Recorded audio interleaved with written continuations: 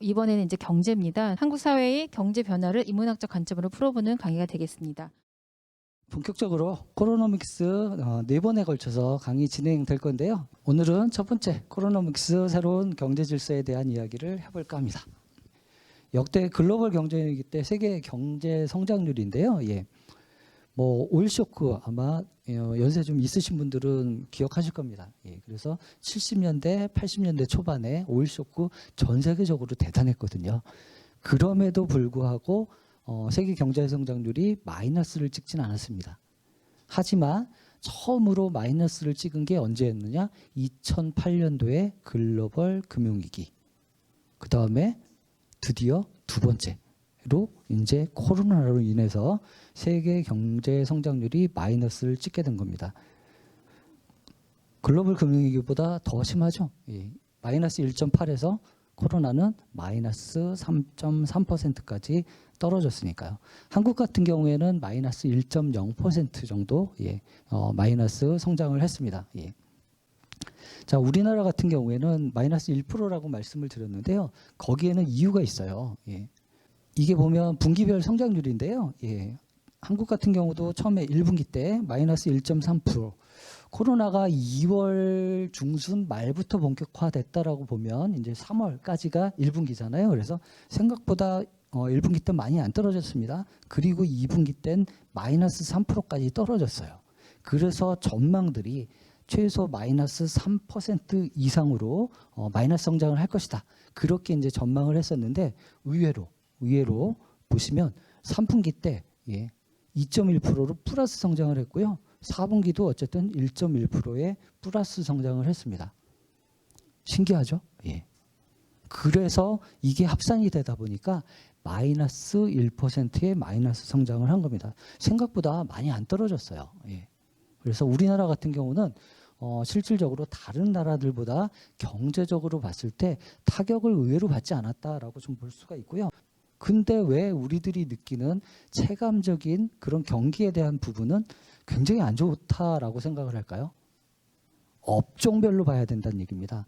전체를 다 묶어가지고 경제 성장률이라든가 경제 지표로 보면 우리나라 괜찮아요. 다른 나라들보다 오히려 양호하다라고 볼 수가 있거든요. 하지만 문제는 뭐냐면 업종별 편차가 너무 크다라고 볼 수가 있는 겁니다. 자, 숙박, 음식업 같은 경우, 그렇죠? 자영업자분들 대부분이시잖아요. 그러다 보니까 코로나로 인해서 장사 못했고 손님들을 받을 수 없는 상황이 되다 보니까 지금 여기서 보시는 것처럼 굉장히 떨어졌고 회복되지 못한, 아직도 사실 회복 안 됐죠. 그러다 보니까 숙박, 음식업 쪽에 대해서는 굉장히 코로나가 충격이 컸다라고 좀 볼 수가 있는 겁니다. 이번에는 교육 서비스업 한번 볼까요? 교육 서비스업. 물론 80%대는 아니지만 그래도 IMF 때보다 더 떨어졌죠. 이거는 왜 그럴까요? 여기에도 이유가 있습니다. 학원이 문을 닫아서 그래요. 코로나 때문에 학원을 못 가게 폐쇄를 해버리니까 뭐 돈을 주고 보내고 싶어도 학원을 갈 수 없어서 그래서 생각보다 많이 떨어진 겁니다. 문화 기타 서비스업 볼까요? 문화 기타 서비스업. 문화 기타 서비스업이라 그러면 대표적인 업종이 그 영화죠, 영화관이죠. 영화관을 갈 수가 없죠, 코로나 때문에. 그러다 보니까 굉장히 많이 떨어질 수밖에 없었고요. 지금 영화관은 여전히 잘 안 되죠, 생각보다. 근데 이제 많이 됐던 부분이, 더 잘 됐던 부분이 넷플릭스라든가 이런 케이블이라든가 이런 쪽이 오히려 더 이렇게 이제 회원을 많이 가입을 시켜서 수익이 많이 난 그런 회사들이라고 좀 볼 수가 있고요. 도소매업도 아무래도 영향을 좀 받았을 것 같은데 생각보다 그 영향을 받지 않은 이유는 온라인하고 오프라인의 차이라고 보시면 됩니다. 오프라인은 장사가 잘 안 됐어요. 영향을 받았습니다. 물론 이제 이마트라든가 이런 트레이더스라든가 대형마트들은 사실 어느 정도 풀리고 나서는 많이 오기는 했는데 일반 이제 소매업종들은 사실 좀 힘들었죠. 근데 온라인이 약진을 하다 보니까 거기가 만회가 되면서 어떻게 보면 이런 도소매업은 뭐 그렇게 크게 영향을 받지 않은 그 정도의 이제 수치로 확인이 된다라고 볼 수가 있겠습니다.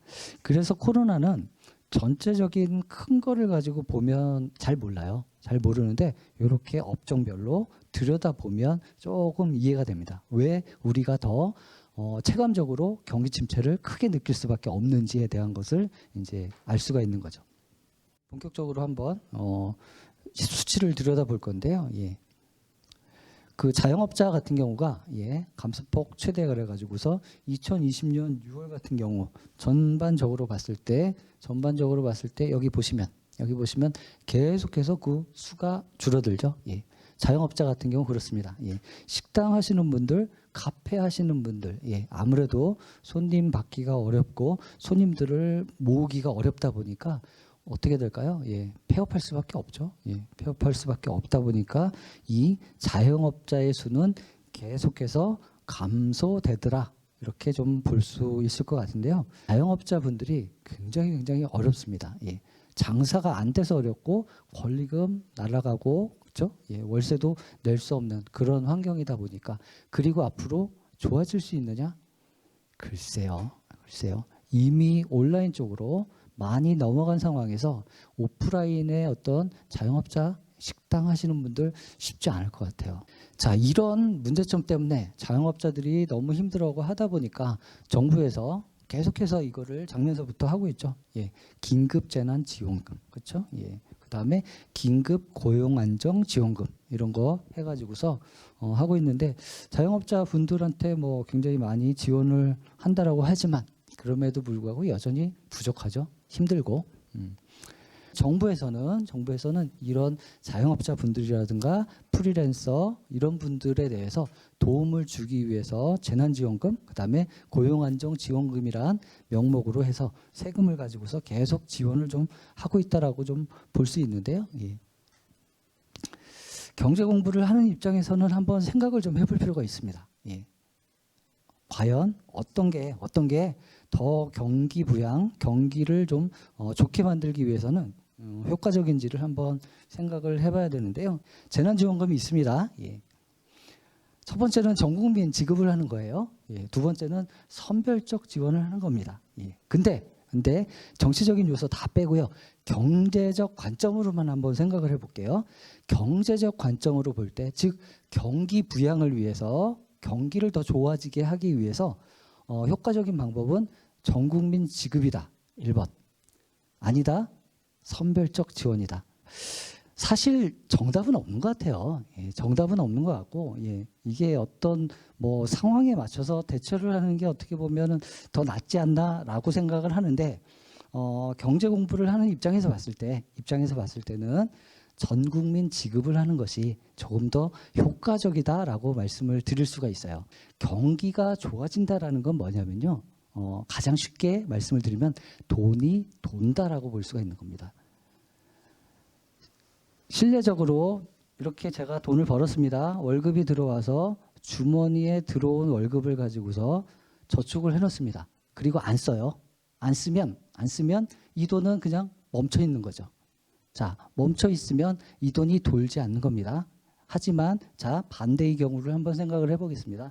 제가 월급을 뭐 200만 원을 받는다라고 했을 때 200만 원을 받아서 저축을 안 하고요. 다 써요. 어디 가서 슈퍼 가서 쓰고 뭐 미장원 가서 쓰고 그다음에 뭐 사는 데 쓰고 다 쓴다라고 합니다. 그러면 그 돈들은 어디로 갈까요? 그거를 서비스를 제공한 또는 물건을 판 사람들 주머니로 가겠죠. 자, 그분들은 또 어떻게 하나요? 돈을 받으면 그분들도 씁니다. 자, 그러면 돈이 돌겠죠. 돈이 돈다는 얘기는 그걸로 인해서 쓰는 사람들이 많아지고 소비가 살아나면서 경기가 좋아지는 작용으로 하게 되는 겁니다. 중요한 건 뭐냐면요. 돈이 멈추면 안 돼요. 그 돈이 계속해서 돌아야 됩니다. 그게 바로 경기가 좋아진다라고 볼 수가 있는 거고요. 실질적 경기에 대한 체감도 그렇게 작용이 되는 거고요. 그래서 전 국민을 지급을 하게 되면 어떻게 되냐면 재난지원금 같은 경우 뭐가 있습니까? 기간이 정해져 있죠. 그렇죠? 그래서 뭐 3개월이든 그 기간이 정해져 있다 보니까 그거를 받는 사람들은 어떻게 됩니까? 써야죠. 예. 그거 가지고 저축 못 하죠. 예. 쓰다 보니까 그 돈을 받은 사람들을 어쨌든 간에 다 쓸 수밖에 없는 거죠. 그래서 되게 재밌는 게 뭐냐면요. 전 국민을 지급했을 때 3개월 동안 경기가 좋아지는 효과가 반짝하고 납니다. 그다음에 이제 그 기간이 정해져 있는데 거기다가 한 가지 더 하면 더 효과적이라고 할 수가 있습니다. 그건 뭐냐면요. 지역 화폐예요. 그 지역에서만 쓸 수 있게 만들면 그 지역이 확 살아납니다. 예.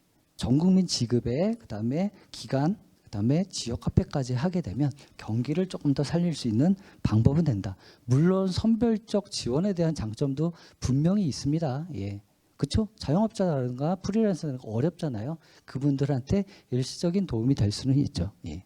코로나를 경제적 관점에서 정리를 제가 하나 해봤는데요. 저는 이렇게 정리를 내렸습니다. 서민 저격형 바이러스다. 예. 처음에 말씀드렸지만 실질적으로 우리나라 경제 지표에 여행산업 빼고요. 여행산업 빼고 그렇게 큰 영향이 없었습니다. 우리나라 상장 기업의 66% 정도가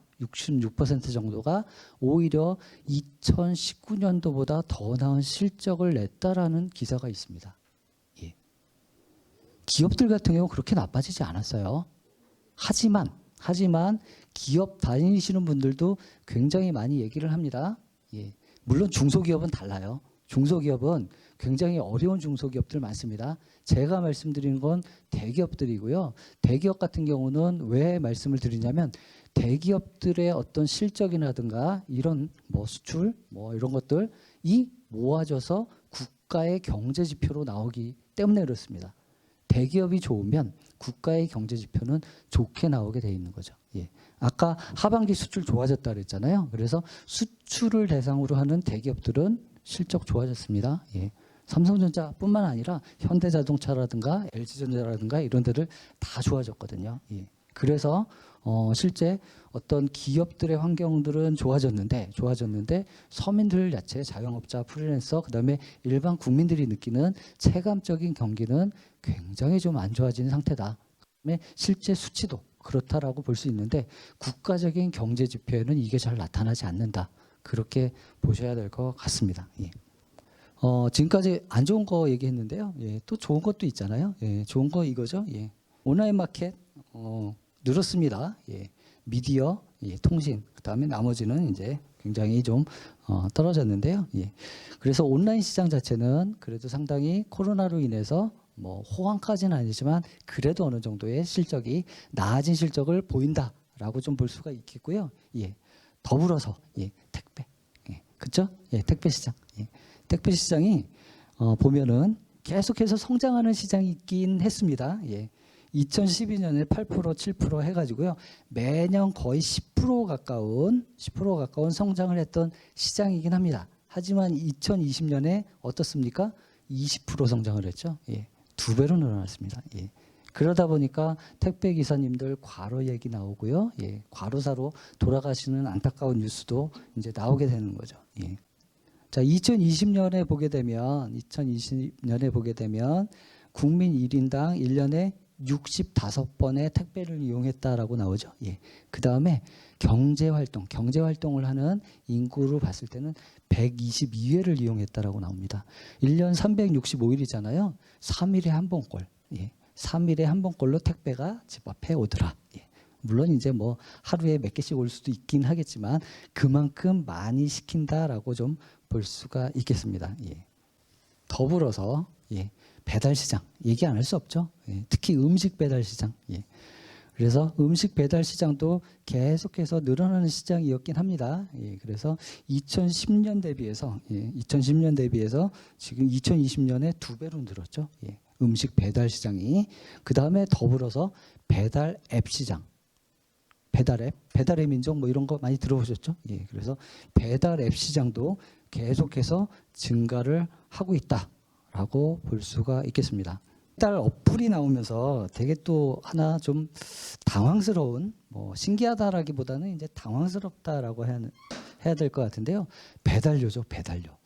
배달료 같은 경우는 사실은 예전에 보면 처음에 봤을 때는 요 음식점에 배달원이 직접 고용이 돼 있었기 때문에 음식값 안에 포함이 돼 있었다라고 볼 수 있을 겁니다. 따로 배달료를 안 받았으니까요. 예. 그럼에도 불구하고 뭐 음식값이 그렇게 비싸진 않았죠. 하지만 지금 같은 경우는 어떻습니까? 음식점에서 직접 배달을 하는 게 아니라 여기 직접 배달하시는 분들한테 배달 어플을 통해서 하기 때문에 여기에다가 배달료를 지불을 하게 되는 거죠. 근데 왜 소비자도 배달료를 지불을 할까요? 왜 그러냐면요. 음식점에서도 일부를 부담을 하고 소비자도 부담을 하기 때문에 그렇습니다. 예. 편리해지긴 했지만 그것들이 다 어디로 가느냐? 결국 음식값에 포함이 되는 거고 배달료로 나가게 돼 있는 겁니다. 어쩔 수 없는 산업이 그렇게 만들어놨다라고 볼 수가 있는 거죠. 예. 안타까운 부분이라고 좀 볼 수 있는 것 같고요. 예. 그러다 보니까 자영업 하시는 분들은 사실 더 어려워졌다라고 볼 수 있는 거죠. 그래서 배달 어플에 대한 안 좋은 인식들이 많고요. 예. 자영업자들 같은 경우 굉장히 좀 힘들게 한다라고 해서 안 좋은 뭐 얘기를 뉴스에서도 좀 내고 그다음에 뭐 신문 기사나 이런 것도 좀 많이 나오다 보니까 뭔가 좀 해결책을 좀 찾아야 되겠다. 서민들, 자영업자분들을 위한 어떤 좀 도움을 드려야 되겠다라고 이제 지자체 같은 곳에서 나서기 시작합니다. 그러면서 뭔가 새로운 걸 시도하게 되죠. 그게 바로 뭡니까? 예, 이거죠. 배달 특급 많이 보셨죠? 예. 요건 경기도, 예, 경기도에서 이제 만든 공공 배달 어플이죠. 예. 그래서 이거 같은 경우는 지역 화폐를 가지고서 이제 활용을 하게 되죠. 그래서 자영업자 하시는 분들한테는 광고비를 받긴 받습니다. 하지만 굉장히 낮은 저렴한 가격으로 이제 받게 하고요.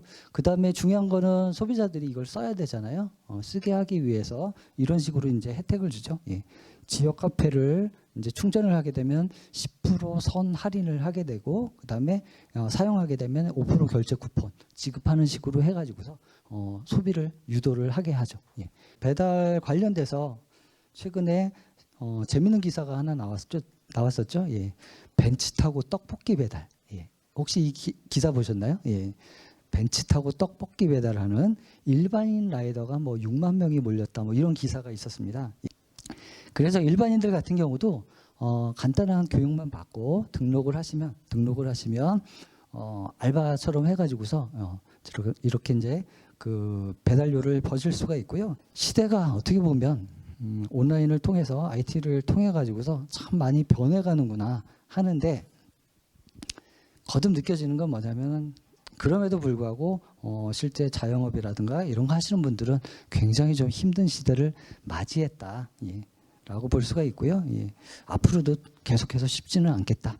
그런 생각을 하게 됐습니다. 예. 오늘은 전반적인 그 코로나 그다음에 경제에 미친 경제 지표서 해가지고서 자영업으로 어떤 영향을 미치는 것까지 예. 그다음에 유통의 변화까지 한번 살펴봤습니다. 예.